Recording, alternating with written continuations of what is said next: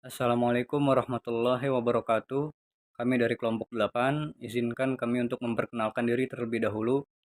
Saya Arkan Fauzan, lalu ada Aldi Ahmad Rio Wibowo, Muhammad Raihan, dan Sultan Khairan Putra Purnomo. Kali ini kami akan mempresentasikan tentang perilaku keorganisasian, model, dan metode pengembangan organisasi. Oke, kita langsung masuk ke materinya. Yang pertama, proses pengembangan organisasi. Pengembangan organisasi juga dipandang sebagai sebuah proses, bukan solusi mutlak dari sebuah masalah organisasi. Proses ini bisa berjalan lama dan berkelanjutan. Di dalamnya terdapat berbagai proses identifikasi dan evaluasi. Selanjutnya, model pengembangan organisasi. Model dimaksudkan sebagai abstraksi dari realitas, yaitu penyederhanaan representasi dari beberapa fenomena dunia nyata. Analisis perilaku organisasi terdiri dari 3 tingkatan analisis, yang dimulai dari tingkatan individu bergerak menuju ke tingkat sistem organisasi yang selalu ditambahkan dengan pengertian perilaku organisasi ke dalam analisis tersebut. Ketiga tingkatan tersebut tersusun seperti sebuah bangunan. Setiap tingkat dibangun di atas tingkat sebelumnya. Pengembangan model ini melibatkan dua variabel penting dalam perilaku organisasi. Yang pertama adalah variabel tergantung atau dependent variable. Sebuah respons yang dipengaruhi oleh variabel bebas. Yang penting dalam pengembangan model perilaku organisasi adalah produktivitas atau prestasi kerja yang efektif dan efisien, absen kerja, pindah kerja, atau pemutusan kerja dan kepuasan kerja. Lalu variabel yang kedua adalah variabel bebas atau independent variable. Sebuah variabel yang dianggap sebagai penyebab timbulnya perubahan pada variabel tergantung.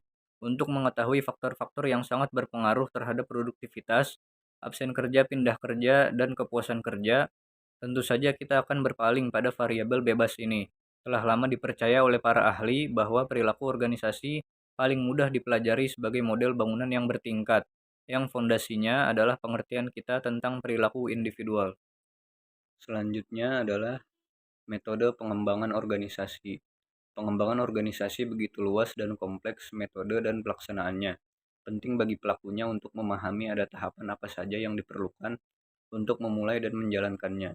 Berikut ini adalah 5 di antaranya. Yang pertama, itu adalah pembentukan tim. Tahap pertama pengembangan kelompok. Ini melibatkan membuat anggota tim saling mengenal dengan tujuan serta satu sama lain saling mengenal. Anggota mencoba sesi icebreaking kecil satu sama lain untuk mengukur kesamaan, ketidaksamaan, kekuatan, dan kelemahan untuk memahami seberapa baik atau tidak menguntungkan kondisi kerja sehingga akan membantu untuk mengetahui bagaimana kondisi tim saat ini. Yang kedua, yaitu adalah brainstorming. Setelah tim berhasil dibentuk, tahap brainstorming dimulai. Ini melibatkan sesi tukar pendapat untuk memutuskan aturan etika pendelegasian tugas, hierarki tanggung jawab tugas dan jadwal, kriteria untuk evaluasi dan sistem penghargaan. Hal terpenting dari sesi brainstorming ini adalah menentukan tujuan dan kebutuhan yang ingin dicapai oleh organisasi. Tahapan selanjutnya yang ketiga adalah penyelarasan. Fitur utama dalam tahap ini adalah kohesi antar anggota tim. Anggota tim sekarang bersedia menerima ide, pendapat, fakta, dan angka, prosedur, dan solusi dari satu sama lain, mendengarkan dan menerima satu sama lain, menyamakan persepsi, dan menyamakan ritme kerja. Tahapan yang selanjutnya, yang keempat, yaitu adalah pelaksanaan. Ketika tim tersebut berhasil menyelesaikan 3 tahap yang disebutkan di atas, organisasi akan mencapai tahap perform, yang ditandai dengan semangat tim, persatuan, dan efisiensi tinggi. Setiap anggota tim sangat menyadari peran mereka masing-masing dan berkontribusi untuk tujuan bersama. Lalu tahapan yang terakhir, yang kelima adalah monitor dan evaluasi. Selama proses pelaksanaan perlu diadakan proses monitor, kemudian setelahnya perlu diadakan evaluasi. Apakah proses dan tujuan sudah sesuai dengan yang diharapkan, serta apakah sudah terjadi perkembangan. Jika sudah, maka bisa dipertahankan, tetapi jika masih kurang, maka perlu diperbaiki lagi untuk kedepannya.